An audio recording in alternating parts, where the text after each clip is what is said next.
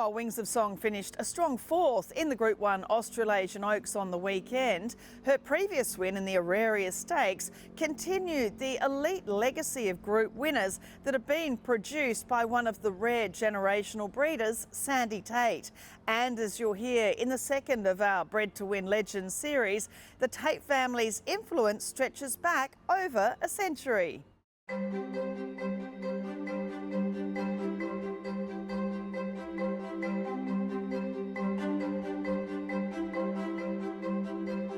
Sandy, it's so fabulous to be down here at Cootamundra at Twin Hills Start, obviously run by your son in Ollie Tait, and it's just a beautiful day to be looking at these gorgeous young horses that are the result of generations of breeding through your family.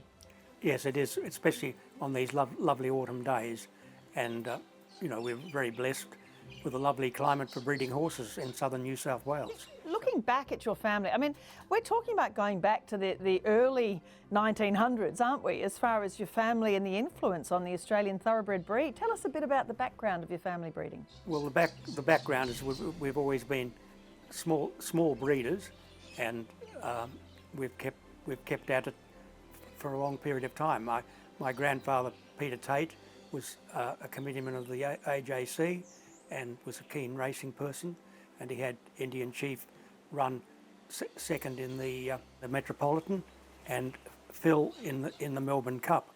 So going back to there, and I think my grandfather won the Newmarket with Valliard. So it's in the blood, isn't it? I mean, tell me about your passion for the industry. I mean, we always talk about it being, you know, it's about the horse, isn't it? Where did your love of the horse develop from?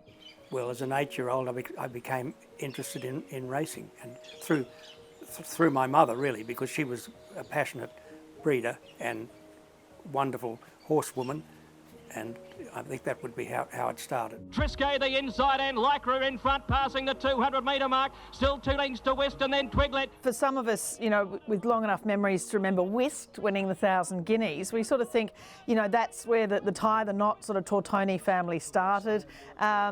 But it started before then. I mean, Whist Stam is by Kaoru Star. That is a shame. She's from a Baguette mare, not enough. And all registered as bred by the great cross, Tait Nivison. Yeah. But you bred Baguette. I mean, what an incredible stallion he was, what a racehorse he was. The first 2-year-old Triple Crown winner from the great producer, Dark Jewel. What are your memories of Baguette?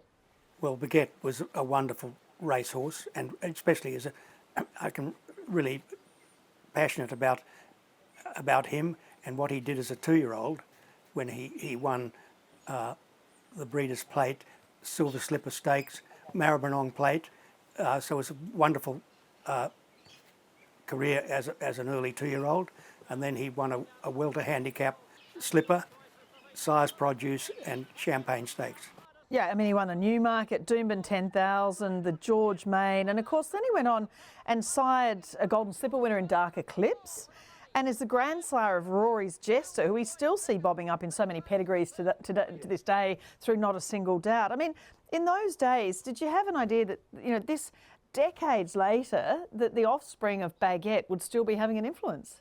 Yes, I think I was, because he was such a top-class horse. You'd imagine he would his progeny would carry on. We've got Fiancé Blood, which was another very good 2-year-old by Baguette, and it continues today. Wild Iris, this is a fairy tale story. Wild Iris blows them away in the Oaks. It's a wonderful thing, this generational breeding, isn't it? I mean, we look at, you know, Wild Iris, who was an AJC Oaks winner in your famous red and white colours.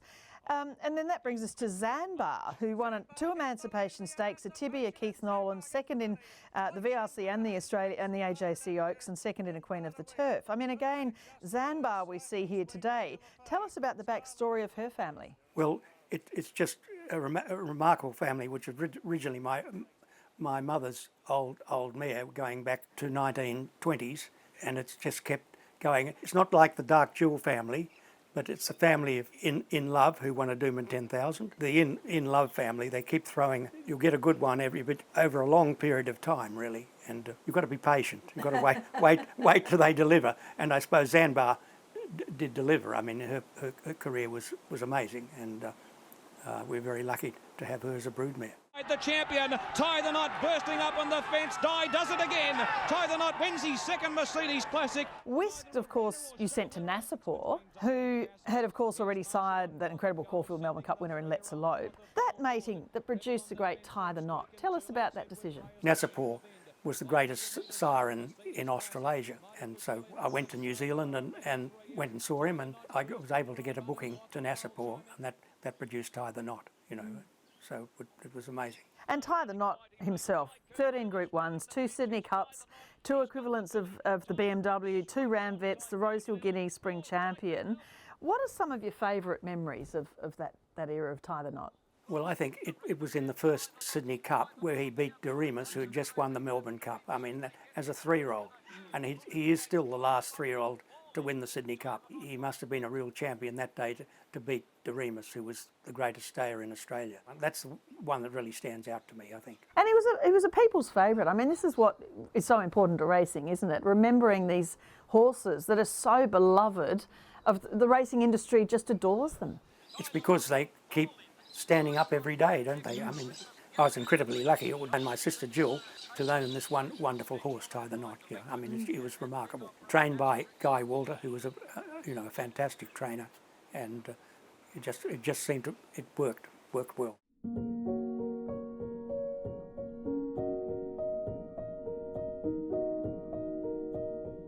And the legacy of that family still goes on here. Of course, Tortoni, who we saw here today, the very last daughter of Whisked, and it's the exact same chestnut, isn't it, of Tie the Knot and his half-brother Dream Ballad. It's just fascinating to watch as the generations go through, how they throw something so similar to good horses of the past every generation. Well, I suppose she was the last foal of Whisked. She didn't have a racing career like Whisk, but having a career like her mother. So I mean, it's pretty exciting. Well, it really is. I mean, we're talking about Tortoni, Cherry Tortoni, a 4-time stakes winner who won a Group 2 Moonee Valley Vase. He's by Night of Thunder, an English 2000 Guineas winner by Dabawi.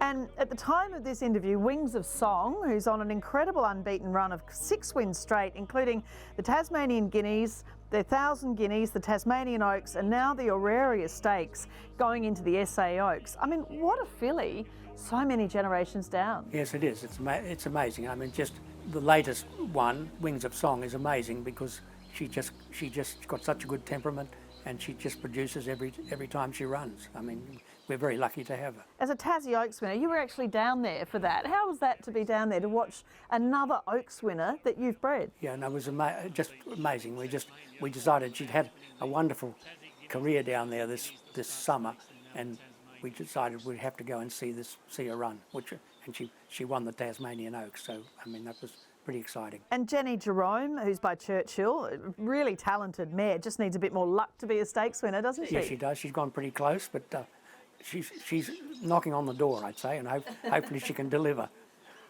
You know, you're obviously a generational breeder. You know, you're breeding to race these horses yourself in your colours. What would you say to people that would love to do that? I mean, we see a lot of people, they'll get a mare in foal to a certain stallion and try and trade them, and obviously it's a very commercial business which people have to do to survive. But if someone really wanted to have the ability to have these mares that you breed from generation after generation, what is it that really gives you the biggest buzz in what you do? Well, I suppose you've got to start with, you've got to have the passion about breeding horses, and you have to keep following them through. I mean, which is stick to them. I mean, you probably have to reduce the numbers at various times. Keep breeding, I suppose. That'd be my advice. Keep at it, but you've got to have a bit of luck. I mean, if you don't have any luck, well, it makes it difficult. But you know, I've had a lot of luck, and I suppose, and a lot of keenness, and I've been very lucky to have my sister Jill Niverson doing it with me with most of our horses, and I think that's been the key to it. It is a hard game though, isn't it? I mean, it's very hard to get the perfect foal, for instance. I mean, I think a lot of people think the breeding industry, you just breed these horses, they make a lot of money. Yep. The reality is there are a lot that don't, aren't there? So, you know, it takes luck, but it takes a lot of persistence to breed a good horse. I don't worry too much about what the horses look like or their front legs look like. I mean, I breed them to race, so I don't have to be critical of those sort of things, which anybody who's buying horses is very critical of them naturally, because they're putting out a lot of money. I mean, I'm putting out a lot of money with service fees, but it's a different kind of selection, I suppose. I mean, I've bred the horse, so I'm going to try him, even if it's not too perfect in the legs. Do you think the industry is too obsessed with correcting foals or stripping them or getting the legs, so that they are perfect for sale, or too many X-ray, too much weight on X-rays at the sales? Do you think it's gone a little bit too far in that direction to make it hard for breeders to sell what can be a perfectly good racehorse? Yes, I think if you're breeding for that market, it is difficult, and it can devalue what they're really worth. But if you breed to race, they'll soon tell you whether they're any good or not. And So how do you work out? I mean, you obviously, really like a lot of the shuttle stallions, and as Ollie was saying before, it's a good strategy, isn't it? Because they're often absolute champion horses, and they can become champion stallions, but they don't stand for the same service fees here as they do overseas, internationally. I've been very lucky choosing to oversee stallions, and it's worked out well, and their price is reasonable for the service fee, but I'm doing it for another reason, and therefore I can do it because I'm breeding to race, whereas people who are breeding to sell to race, it's a different ball game, I think. You've watched this for years, the hot young stallion or the horse that's the superstar. I mean, it's such a fad in some ways, isn't it? Because there are some wonderful stallions that, if they get more of an opportunity, will go on and become great stallions. Yes, that's true, and our colonial stallions are really top of the tree at the moment, and they're so strong, will continue to be. But I suppose there's a bit in the not so much in the market, but if you're breeding to race, there's an opportunity to go to outstanding stallions for a reasonable price. Who do you admire in the industry yourself, within the breeding side of the racing game? Who do you see as someone that's really done an incredible job that you sort of have great respect for? Well, I think John Massara,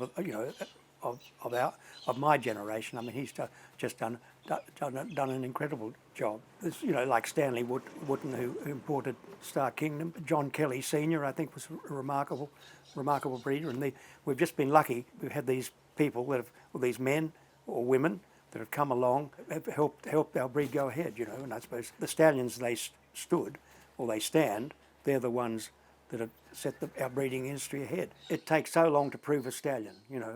I mean, we can say how good Star Kingdom was, or Danehill, or Wilkes, or Rego, all those great stallions, but it takes time to get there. And just touching on something that is an issue for the industry and rehoming thoroughbreds, of course, your dear Ty the Knot lived here until he was 18, and his half-brother Dream Ballard was here for years as well, a winner of a Dulcify. And, as I said, it is hard for people to have the land to keep their horses later on. What do you think is an ideal way to look after these thoroughbreds throughout their lives? Well, I think it's really important that we do look after them for the rest of their lives. And that is a difficult thing, but the world changes. We just have to adjust to it, I think. I'm very lucky because I live on a property, so we've always been able to do that. But it's a difficult thing, but it has to be done. And of course, family. Of course, Ollie we have here, and Amber, and your grandkids here, and obviously you're very close with your sister Jill, and I know Kate quite well, who's obviously breeding herself as well. It's fascinating watching the humans that have the passion that's handed down generation after generation. Well, I suppose it's understandable because it is such an exciting and rewarding game. But you've got to be lucky to get a good horse every now and again, or get a good horse once in your lifetime, and that does make a difference, I think. And it's quite amazing how these horses multiply, isn't it? I just love this Palace Pier Zambar filly foal with the beautiful action. There's so much to look forward to always in this industry, isn't there? It's what's going to happen tomorrow that keeps you going. I mean, you can be having a pretty rotten trot with the horses, but you can just just keep at it, and it'll change. The road has a turning if to the good times. I think we've been blessed because of my parents' wonderful mare Dark Jewel, so that has it rubs off for a fair while. But there's going to be a change there sometime. You've got to get another one. But I mean, that's the dream, is to get another top class mare, I think, as a breeder, and I hope I can do it in the future.